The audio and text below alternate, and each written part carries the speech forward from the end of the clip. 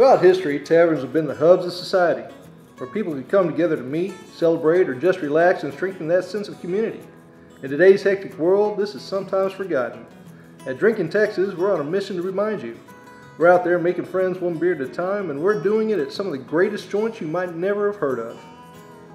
We find the hidden gems, the places where they still make food like they used to, where they pour cold beers like they're supposed to, and where you hear great music like we all need to. The kinds of places that you'll want to share with your friends. That's why we're taking you to some of the best venues around for finding a cold beer and having a good time. Whether you're looking for an entire lost weekend or just a weekday happy hour. So join us as we visit the bars, breweries, and dance halls that make Texas great.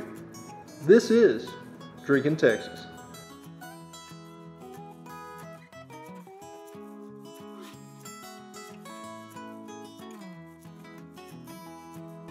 Taylor, Texas is a quiet little town, about 30 minutes north of Austin, and despite its size, it's been home to some legendary people and places. Well, like Tex Avery, the man who created Bugs Bunny. He was born here in Taylor. Bill Pickett, the rodeo cowboy who invented steer wrestling, he raised his family here. And of course, Louis Miller's, the first Texas barbecue joint to win a James Beard Award. Well, they've been making beef ribs here since 1940. But today, we're visiting a true Taylor legend, Eds Place. Classic Bar and Grill has been part of Taylor landscape since 1959. It's not just a place to grab a beer, though that's why we're here. It also happens to be home with the best cheeseburgers in the county. Sign on the door says closed till we're open, open till we're closed. Let's see if they'll let us in. Ed's Place appears to be an unassuming little bar on the edge of downtown Taylor. And you'd be right if you guessed that's what it was. But you'd be wrong if you thought that's all it was. While it's not a restaurant, it's a place where you can find an award-winning hamburger. It's not famous, even though it's been the setting for a number of feature films and music videos. It's a beer joint. And I say beer joint. That doesn't sound right, but you know what I mean. But it's also a family place, always full of parents with their children, as well as longtime friends and customers who consider owners Linnea and David Muka part of their extended family. Mike and I are here with Linnea at Ed's Place here in Taylor, Texas. Linnea, thank you for joining us. You're more than welcome. Glad to be here. Well, we're glad to be here with you. So I've seen the crowds in here a few times now, and I'm just wondering, is there anybody in town that you don't know? A few. Most everybody, yes, I do know them. Yes. I just, well, you know, when you've lived here and you've worked here your whole life, you become a part of everybody else's lives, and our customers start out, you know, that were David's dad's friends, and their children came in, and now their grandchildren are coming in, now their great-grandchildren are coming. So we've had as many as 4 and 5 generations come into this place. Wow. So, yeah, it's really, that's when I say it's family-oriented, it's very family-oriented. We want you to bring your family in. We want you to bring your kids in. Yeah, it looks like a beer joint, but it's really not. It's very family-oriented. Right. And that's one of the reasons why I like to come in here, because thank you. Everybody treats you like you're part of the family. Well, you know, the back door opens and I happen to be sitting in my spot, which I'm not today. I had to make you happy and move me over here. No, that's okay. I'll save that for later. Everybody that knows me will stop by for a hug and a kiss, and that makes my heart warm. Ed's Place has been around as long as anyone can remember, though it officially became Ed's Place when David's late father, Ed, bought the bar in 1959. So how did Ed's Place come about? Well, I'm not exactly sure what made David's daddy decide to purchase Ed's Place or to come in and open it up. I don't really know that, and probably only he knew that. But in 1959, he leased the building, and it became Ed's Place. He had gotten it from another guy who had a beer joint in here, and it's been a beer joint the majority of its life. And I say beer joint. That doesn't sound right, but you know what I mean. And in 1963, David's dad purchased the building. Okay. So he had it from 59 till 1983. In 1983, David's dad got ill and was going to sell it. And David says, nope, I'm buying it. And after days and days of arguing and crying and everything else that you want to put in with it, we purchased Ed's Place from his parents. And we have left it as Ed's Place. And that was April 1st, 1983. So we have an anniversary coming up this April 1st. You do. That's fantastic. Yes. How did you come up with serving hamburgers? Because those Well, are delicious. this is a sad story. It really is a sad story. You know, times get hard in places like this. You just never know what's going to happen. You don't know what the economy is going to be like. So we weren't making very good money.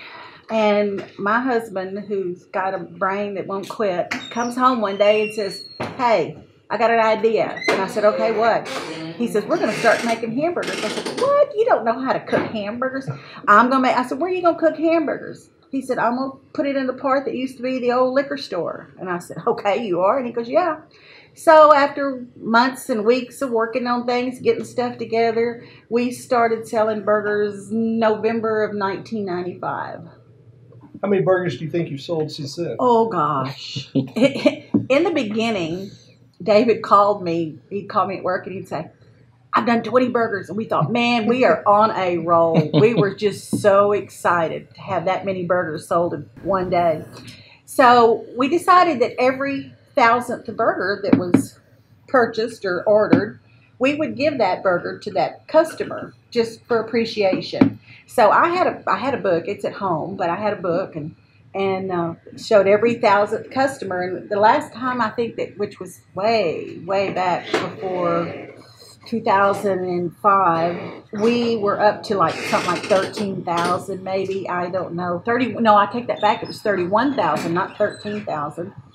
And after that, we decided, no, we're done. So it could be 1 million. We could be up there right with McDonald's. Ed's Place seems to be from a different time, with its faded exterior signage and dated wood paneled walls. And that makes the unassuming little bar pretty attractive to filmmakers. Linnea will usually let you film here, provided you don't move her stuff or take her things off the walls.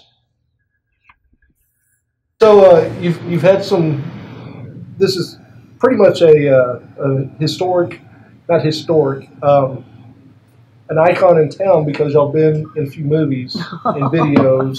Yes. Yes, we have. A few that we didn't want to be in, but we were. Let me think. The first thing that was ever filmed here was a music video by the Leroy Brothers. They're out of Austin. Mm-hmm. I think it's the name of the video was Bright City Lights or Pretty Little City Lights, something along those lines. You can find it on YouTube, everybody. And you can see, actually, it's that pool table right there is in the middle of that video. And so that was cool. We had that done. And then the next thing that was filmed, I believe, was parts in The Rookie with Dennis Quaid. That was filmed here. On the exterior of the building, they did a movie with Kevin Spacey. It was The Life and Time of David Gale. Okay. Now that was a dark movie, but it was a good movie.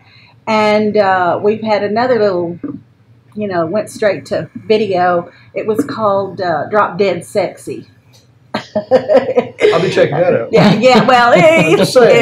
Well, you need to check it out. Just to see this place. Yeah, well, you will see this place. But what was really a cool part about, we've had some bad situations with the movie people, but that's okay. But the day that they were filming on the exterior of the building for The Life and Times of David Gale, my husband, David, decides he's going to the Dearleys. Well, we had a beer box that was acting up, and he's going, "You need to go down there and check that beer box out." Okay, so I come walking up here, and all of a sudden, out of the blue, comes this guy. His name's Joey. He's a set director.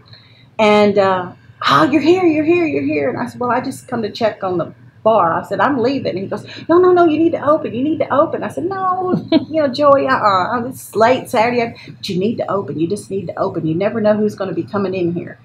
Well, it happened to be, and don't ask me to tell you which one because me and my sports don't get along, but it was a World Series game night, a Saturday night. And so I said, okay, so I flip on the air conditioner, sitting here, wipe tables down, walking, nobody's coming in, nothing's going on. I'm like, I'm sitting here for this. I could be at home in my recliner doing what I want to do. And then all of a sudden, the front door opens up, and this guy sticks his head around the corner. "You Mrs. Ed?" And I looked at him, and I went, "Oh, my God, that's Kevin Spacey." So he came in, And honestly, we sat down and drank a beer together. He said, well, I'm supposed to be a drunk in this movie, so I might as well have a beer. And he drank a Bud Light. I let him have one of our Eds Place koozies, and he tried to give it back at the end of the filming session that they were here because they were moving on to another location. And he was going to give it back to me, and I said, no, that's yours, you keep it. And he goes, wow, nobody ever gives me anything. They always want something from me. I know he's had a lot of bad press lately, but at that point in time in life, I really enjoyed that visit with that man. Yeah, he's a good guy, except for the fact that he owes me $35.71. Well, I hate that. No, he knows why. Kevin Spacey owes you? Okay. $35.71. Good luck on getting that.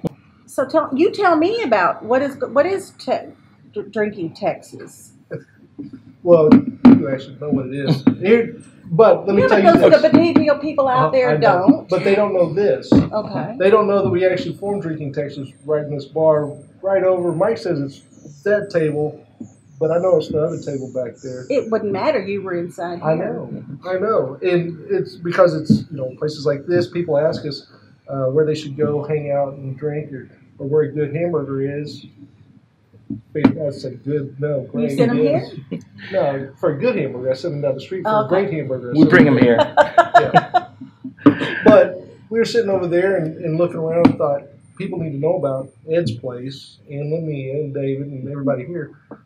Kathy over there was actually waiting on us that night, and she kept coming by and trying to feed us full of drinks, and we let her.